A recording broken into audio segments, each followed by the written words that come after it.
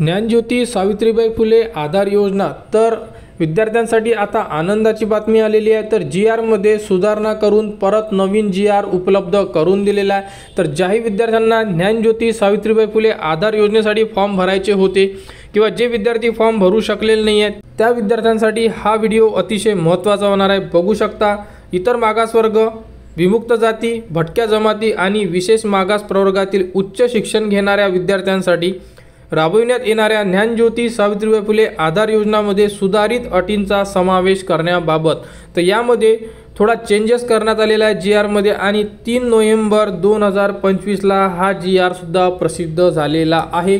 तर जेही विद्यार्थी OBC, VJNT, SBC या कास्टमध्ये येत असेल त्या विद्यार्थ्यांना हा व्हिडिओ बघणं अतिशय गरजेचं आहे आणि यामध्ये कोणकोणत्या अपडेट दिलेले आहे हे सुद्धा बघणं अतिशय गरजेचं आहे। तर यामध्ये आपण जो शासन निर्णय असणार आहे हा शासन निर्णय संपूर्ण जो शासन निर्णय असणार आहे हा बघणार आहे। इतर मागासवर्ग, विमुक्त जाती, भटक्या जमाती, इतर मागास बहुजन कल्याण विभागाकडून भटक्या जमाती क प्रवर्गातील धनगर समाजाच्या विद्यार्थ्यांकरिता निर्वाह भत्त्याची पंडित दीनदयाळ उपाध्याय स्वयं योजना कार्यान्वित असल्यामुळे सदर योजनेचा तर यामध्ये NT कास्टमध्ये जेही विद्यार्थी धनगर असेल त्यांच्यासाठी पंडित दीनदयाळ उपाध्याय योजना या योजनेमध्ये विद्यार्थ्यांना फॉर्म भरावा लागतो आणि बाकीचे जेवढेही विद्यार्थी असेल NT OBC मधले किंवा VJNT मधले त्या विद्यार्थ्यांना ज्ञानज्योती सावित्रीबाई फुले आधार योजना यामध्ये फॉर्म भरावा लागतो। तर बघू शकता, विशेष मागास प्रवर्गातील उच्च शिक्षण घेणाऱ्या विद्यार्थ्यांसाठी राबविण्यात येणाऱ्या ज्ञानज्योती सावित्रीबाई फुले आधार योजना या योजनेसाठी पुढील अटींचा समावेश करण्यात येत आहे। तर यामध्ये कोणकोणत्या ज्या अटी असणार आहे यामध्ये लागू करण्यात आलेल्या आहे बघू शकता। 1 नंबरचा पॉईंट काय म्हणते, विद्यार्थ्यांना काळजीपूर्वक ऐकणं गरजेचं आहे। वसतिगृहात जागा रिक्त नसल्यास सदर योजनेअंतर्गत सन 2025-26 पासून म्हणजे या वर्षापासून पुढे विहित मुदतीत अर्ज करणाऱ्या व्यावसायिक तसेच बिगर व्यावसायिक अभ्यासक्रमाच्या प्रथम वर्षात प्रवेश घेतलेल्या विद्यार्थ्यांना प्रवेश देय राहील। म्हणजे वसतिगृहासाठी फॉर्म भरलेला आहे, वसतिगृहामध्ये नंबर लागलेला नाही आहे त्या विद्यार्थ्यांना ज्ञानज्योती सावित्रीबाई फुले आधार योजनेमध्ये प्रवेश द्यावा अशाबद्दल या GR मध्ये सांगितलेलं आहे। त्यानंतर बघू शकता, या योजनेअंतर्गत जागा रिक्त राहिल्यास पात्र विद्यार्थ्यांची गैरसोय होऊ नये हे विचारात घेता द्वितीय वर्षात प्रवेश घेतलेल्या विद्यार्थ्यांना सदर योजनेअंतर्गत प्रवेश देय राहील। म्हणजे सेकंड इयरच्या विद्यार्थ्यांना सुद्धा यामध्ये जो प्रवेश आहे हा देण्यात यावा। त्याचप्रमाणे बघू शकता, तरी जागा रिक्त राहिल्यास अनुक्रमे तृतीय वर्ष, चतुर्थ वर्ष प्रवेश घेतलेल्या विद्यार्थ्यांना प्रवेश देय राहील। म्हणजे द्वितीय वर्षाला सुद्धा प्रवेश देता येणार, त्यानंतर तृतीय वर्षाला, चतुर्थ वर्षाला सुद्धा यामध्ये प्रवेश देता येणार। म्हणजे जे विद्यार्थी आतापर्यंत फॉर्म भरू शकत नव्हते ते विद्यार्थी फॉर्म भरू शकतात। फक्त यामध्ये एक कंडिशन अशी असणार आहे, जर जागा रिक्त राहिल्या तर यामध्ये बघू शकता, जागा रिक्त राहिल्यास समजा एका जिल्ह्यासाठी 600 विद्यार्थी सिलेक्ट करण्यात येतात आणि जर फर्स्ट इयरमधून जे फर्स्ट इयरला विद्यार्थी फॉर्म भरणार आहे वसतिगृहाला त्यांना जर वसतिगृह नाही मिळालं, त्यामधून काही विद्यार्थ्यांना ज्ञानज्योती सावित्रीबाई फुले आधार योजना मिळाली, त्यामधून जर जागा शिल्लक राहत असेल तर त्या विद्यार्थ्यांना म्हणजे द्वितीय वर्षाचा असो, तृतीय की फोर्थ इयरचा असो त्यांना या योजनेमध्ये लाभ घेता येणार आहे। तथापि द्वितीय, तृतीय व चतुर्थ वर्षात प्रवेश घेताना 12वी परीक्षेच्या अंतिम निकालाचे गुण विचारात घ्यावे। जसे की 12वी मध्ये सध्या जो क्रायटेरिया हा 60चा आहे तो क्रायटेरिया तसाच ठेवण्यात आलेला आहे। तरीसुद्धा विद्यार्थ्यांसाठी यामध्ये आनंदाची बातमी म्हणू शकतो, कारण की आता असं होतं की स्वाधार योजनेला तर GR मध्ये नमूद केलेलं आहे की भरू शकतात म्हणजे SC कॅन्डिडेटला, तर बाकीचे ज्ञानज्योती सावित्रीबाई फुले आधार योजनेमध्ये आतापर्यंत भरता येत नव्हते परंतु आता फॉर्म भरता येतात।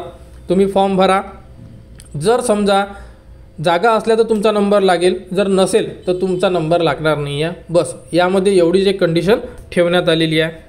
काही व्यावसायिक तसेच बिगर व्यावसायिक अभ्यासक्रमाचे वर्ष हे 12 महिन्यांच्या जास्त कालावधीत असते, त्यामुळे अभ्यासक्रमाच्या मध्यावधीत म्हणजे योजनेकरिता अर्ज केल्यास या योजनेअंतर्गत लाभ देण्यात यावा। व्यावसायिक बिगर व्यावसायिक अभ्यासक्रमाचे प्रवेश प्रक्रिया उशिरा पार पडतात, अशा वेळी देखील विद्यार्थ्यांना सदर योजनेकरिता अंतर्भाव करावा। म्हणजे जसे की वैद्यकीय जो अभ्यासक्रम असणार आहे हा 1.5 वर्षाचा असतो, त्याप्रमाणे यामध्ये विद्यार्थ्यांना जे फॉर्म भरू शकत नाही त्यांना फॉर्म भरून देण्यात यावे अशाबद्दलची माहितीसुद्धा यामध्ये देण्यात आलेली आहे। त्याचप्रमाणे बघू शकता यामध्ये 70% व्यावसायिक जे अभ्यासक्रम आहे जसे की इंजिनिअरिंग आहे, फार्मसी आहे, ॲग्रिकल्चर आहे, म्हणजे आपण म्हणू शकतो की CET मार्फत होतात ते व्यावसायिक अभ्यासक्रम आहे। बिगर व्यावसायिक 30% म्हणजे BA, BCom, BSc या प्रकारे जे अभ्यासक्रम आहे हे बिगर व्यावसायिक आहे। तर यांना यामध्ये तो जो रिझर्वेशन आहे ते दिलेला आहे 70% आणि 30%।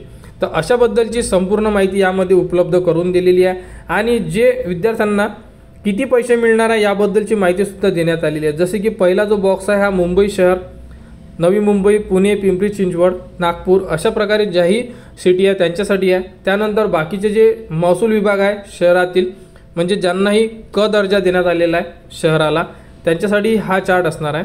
त्यानंतर इतर जिल्हे जे की 5 किलोमीटर हद्दीत असेल जे तुमचे कॉलेजेस आहे त्या जिल्ह्याबद्दल यामध्ये माहिती देण्यात आलेली आहे आणि इथे तालुक्याबद्दल माहिती देण्यात आलेली आहे। तर तालुक्याला सुद्धा ज्ञानज्योती सावित्रीबाई फुले आधार योजनेचा लाभ देण्यात येत आहे अशाबद्दलची माहिती आहे।